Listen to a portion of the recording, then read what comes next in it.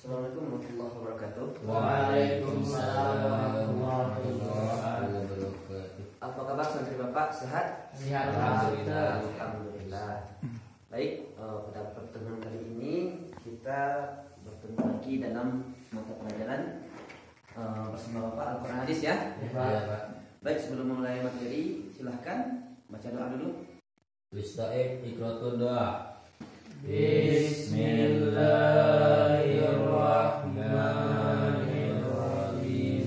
Rabbis shrah sadri wa yassir li amri wahlul 'uqdatam min lisani yafqahu qawli. Rabbi zidni ilman warzuqni fahman bi rahmatika ya arhamar rahimin. Baik, untuk memulai mata pelajaran alangkah baiknya kita bacakan lantunan ayat suci Al-Quran dulu. Silahkan, ayat pendek aja udah, surah pendek aja udah, nggak apa-apa, silahkan. A'udzu billahi minasyaitonir rajim. Bismillahirrahmanirrahim. Innal ladzina kafaru sawa'un 'alaihim a'anzartahum am lam tunzirhum la yu'minun. Khatamallahu 'ala qulubihim wa 'ala sam'ihim wa 'ala absarihim ghishawatun wa lahum 'adzabun 'adzim. Wa minan nasi man yaqulu amanna billahi wa bil yawmil akhir wa bil yawmil akhir wa ma hum bimu'minin. Sadaqallahul 'azim. Sadaqallah. Baik, mudah-mudahan dengan pembacaan doa tadi dan disertakan dengan pembacaan ayat suci Al-Quran, mudah-mudahan pertemuan kita kali ini diberikan keberkahan oleh Allah Subhanahu wa Ta'ala. Dan bagi Anda dapat memahami materi yang Bapak sampaikan pada pagi hari ini. Baik, sebelum kita masuk pada materi, Bapak ingin menyampaikan sesuatu, menceritakan sebuah kisah dari ulama kita, ulama besar, yaitu sebuah kisah dari perjuangan seorang ulama, yaitu Imam Syafi'i ya. Perjuangan seorang ulama Imam Syafi'i dalam menuntut ilmu.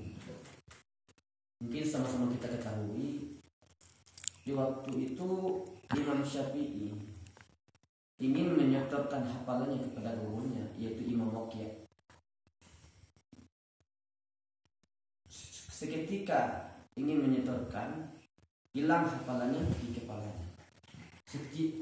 Di setiap beliau ingin menyetorkan hafalannya, itu hafalan yang ada di kepalanya itu hilang.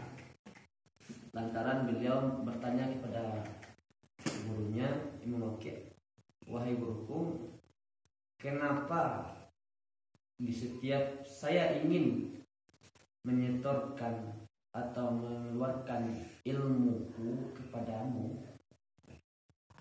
lantaran lupa, hilang di kepala?" Lalu dijawab oleh Imam Syafi'i, ilmu itu adalah cahaya. Jadi ilmu itu tidak akan pernah masuk ke dalam hati orang yang selalu berbuat maksiat kepada Allah. Nah, sejak itulah Imam Syafi'i meninggalkan apa yang namanya dengan maksiat tersebut. Apa itu maksiat? Apakah maksiat itu apakah maksiat yang dinamakan dengan maksiat itu berzina, membunuh orang, maling? Apakah yang disebut maksiat itu saja? Tidak. Apa lagi salah satunya? Apa salah satunya lagi? Meninggalkan salat, itu maksiat. meninggalkan puasa yang diwajibkan kepada kita itu maksiat. Bohong kepada orang itu maksiat, ya kan? Nah, dari sejak itulah Imam Syafi'i meninggalkan segala yang dinamakan dengan maksiat. Nah, setelah itu Imam Syafi'i mencari guru, yaitu siapa nama gurunya? Imam Maliki. Suatu ketika beliau mencari gubernur yang menjabat di wilayah Imam Maliki tersebut. Hai gubernur, saya ingin bertemu dengan Imam Maliki. Tolong antarkan saya ke sana. Apa jawab gubernur tersebut? Seandainya engkau memerintahkan kepada saya memindahkan gunung ini, itu akan lebih mudah daripada menemui Imam Malik. Begitulah orang-orang dahulu, ulama itu enggan untuk menemui karisma para ulama kita terdahulu itu nampak dari seorang yang awam gitu, yang tidak tahu, yang dianggap guru oleh mereka. Karena gubernur tersebut diperintahkan oleh seorang imam pula, Imam Syafi'i, maka gubernur itu mengantarkan Imam Syafi'i ke rumah Imam Maliki. Setibanya di rumah Imam Maliki, Assalamualaikum, Waalaikumsalam, datanglah pembantu Imam Maliki keluar. Anda siapa? Saya Syafi'i. Ada Maliki? Ada di dalam, sebentar. Nah, lalu pembantu Imam Maliki tadi mengatakan kepada Malik, hai Imam, di luar ada Syafi'i, ia ingin belajar bersamamu, ingin bertemu. Kata Imam Maliki, sampaikan kepada Syafi'i, tamatkan dulu kitab Muwatta. Habis itu baru temui saya, karena takutnya nanti tidak nyambung kajinya. Nah, setelah disampaikan, apa kata Syafi'i? Sampaikan kepada Maliki, Muwatta udah di sini, udah di kepalanya. Itulah keberkahan dari ilmu seorang Imam Syafi'i tersebut. Langsung saja. Jadi kalau pesan moral yang dapat kita ambil dari situ adalah, kalau kita ingin mendapatkan ilmu, ingin memperoleh ilmu, cobalah hilangkan segala yang namanya maksiat. Paham? Baik, materi kita hari ini yaitu Al-Quran Kitabku. Apa? Al-Quran Kitabku. Al-Quran Kitabku. Nah, coba secara pemahaman kita sendiri saja, itu apa Al-Quran? Apa itu Al-Quran? Yang kita pahami dengan Al-Quran tersebut. Mungkin selama ini kita kan bergelut dengan Al-Quran. Apa itu Al-Quran? Yang kita pahami. Kitab yang diturunkan Allah. Wahyu apa?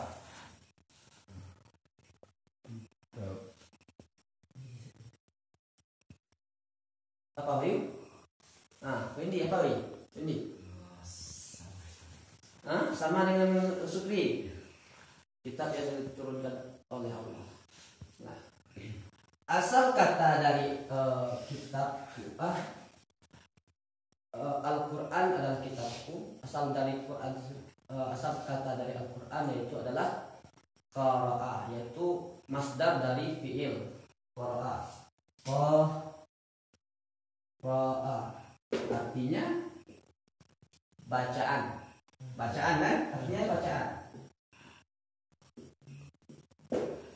Artinya bacaan. Nah, sedangkan menurut istilah, menurut para ulama gitu ya. Yang pertama yaitu menurut Ibnu Salih. Silahkan dicatat. Menurut ulama salah satu Ibnu Salih, Al-Quran adalah yang mengandung mukjizat yang diturunkan kepada Nabi Muhammad SAW. Jadi intinya Muhammad Ibnu Salih ya, Ibnu Salih, Al-Quran ialah mukjizat yang diturunkan kepada Muhammad Sallallahu Alaihi Wasallam.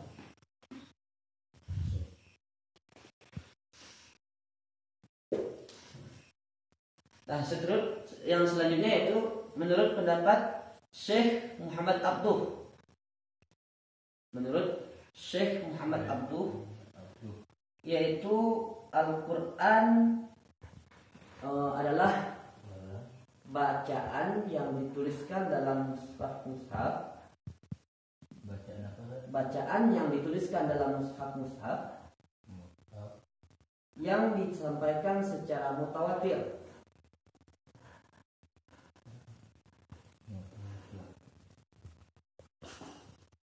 yang terpelihara dalam seorang yang menjaganya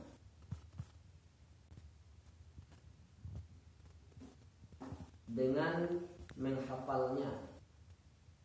Itu menurut Syekh Muhammad Abduh. Menurut Syekh Muhammad Abduh. Ini pertama ya. Yang kedua Syekh Muhammad Abduh. Muhammad Abduh. Yang ketiga menurut ulama Syekh Muhammad Hudayribat. Hudayribat.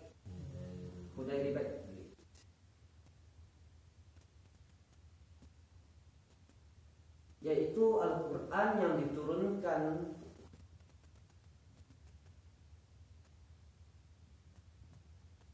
atau firman Allah yang berbahasa Arab yang diturunkan kepada Nabi Muhammad Sallallahu Alaihi Wasallam. Itu menurut pendapat Syekh Muhammad Hudayribat. Nah, paham yang tiga itu? Jadi intinya menurut istilah apa? Menurut istilah para ulama, apa itu Al-Quran? Simpulkan.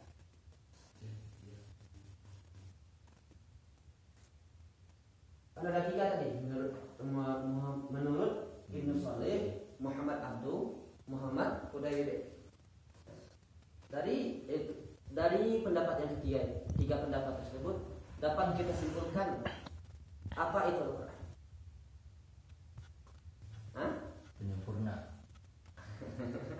Penyempurna.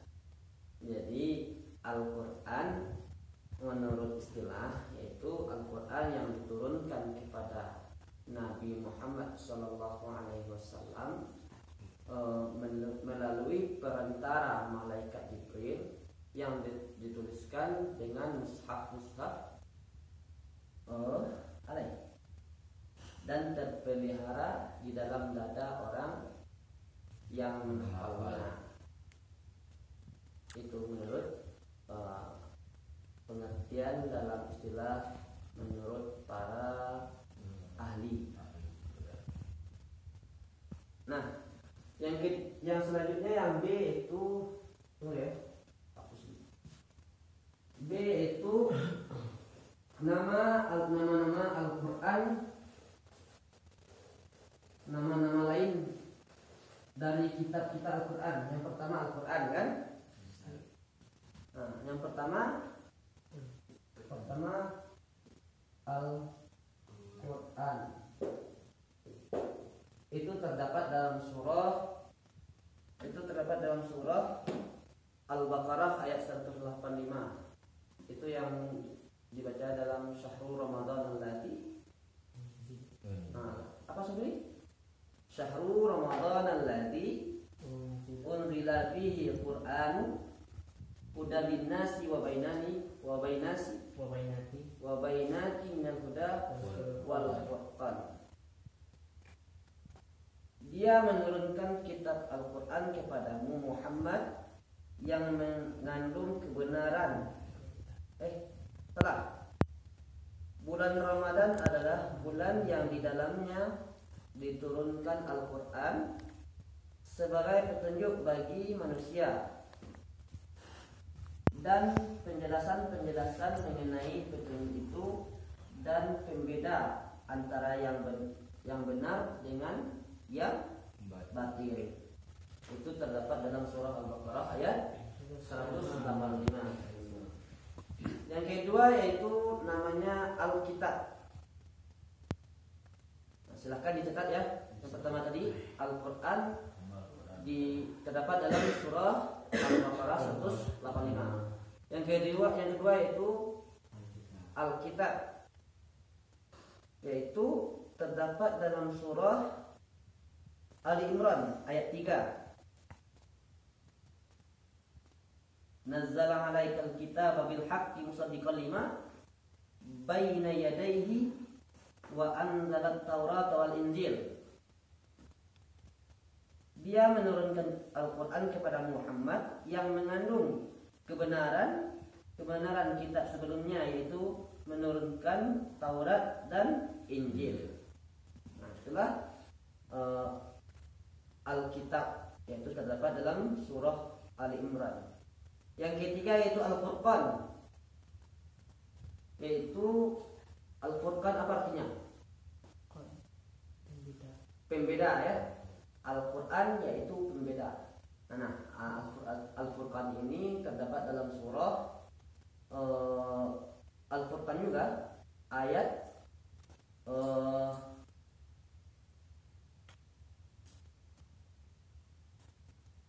ayat 25. Ayat 25.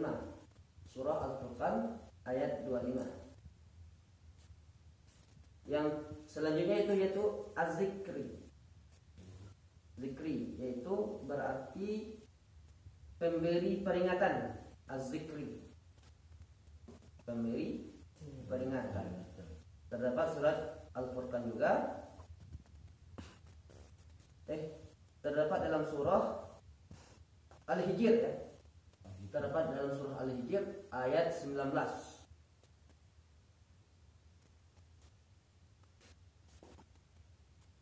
Nah, yang terakhir itu adalah At-Tanzil. Apa itu At-Tanzil?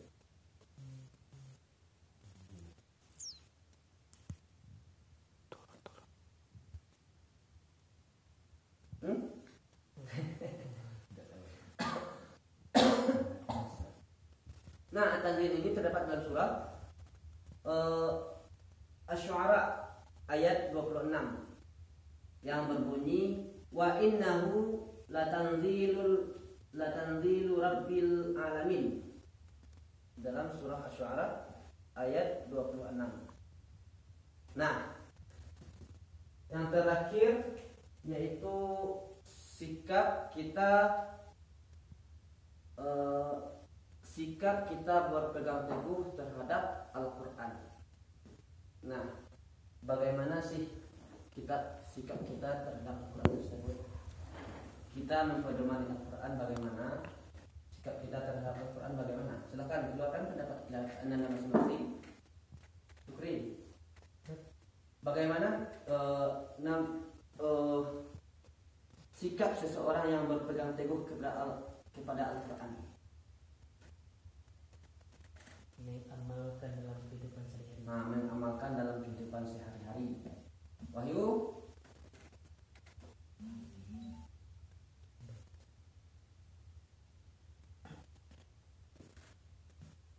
Orang yang bersifat berpegang teguh kepada Al-Quran, yaitu setidaknya memiliki budi pekerti yang luhur, karena Al-Quran tersebut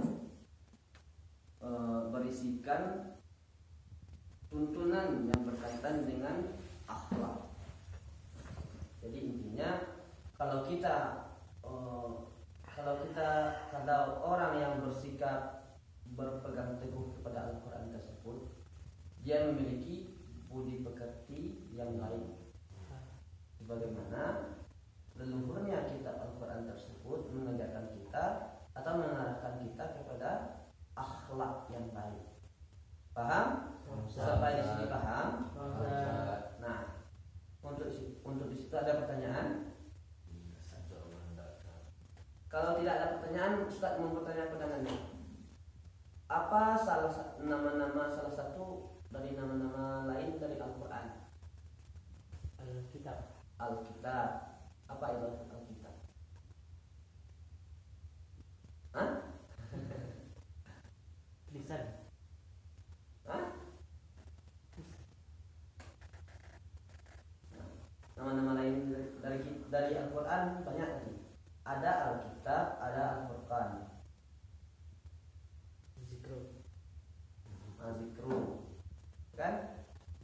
Sampai di sini paham semuanya? Paham. Alhamdulillah. Sebutkan salah satu pendapat ulama tentang Al-Quran tersebut, pengertian Al-Quran.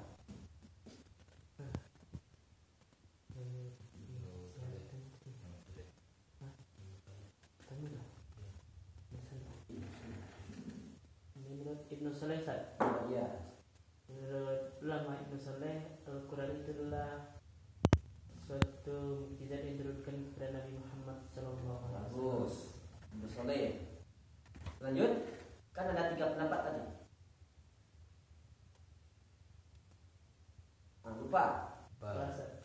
Jadi kalau secara keseluruhannya apa? Kesimpulan dari Al-Quran itu apa? Hah?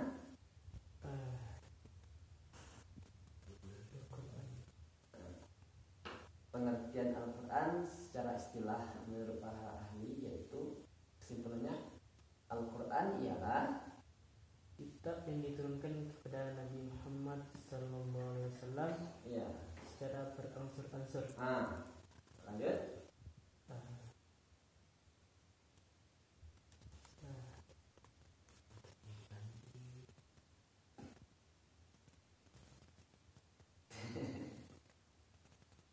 Nah, jadi PR ya di rumah. Mudah-mudahan pada kesempatan kita kali ini demikianlah pembahasan kita mengenai Al-Quran kitabku. Mudah-mudahan Allah berikan keberkahan kepada kita, bagi anak-anak dan semuanya dalam menuntut ilmu. Ya. Amin ya rabbal alamin. Baik, terlebih kurang Bapak mohon maaf. Kita tutup dengan doa kafaratul majlis. Subhanallah wa bihamdika asyhadu an la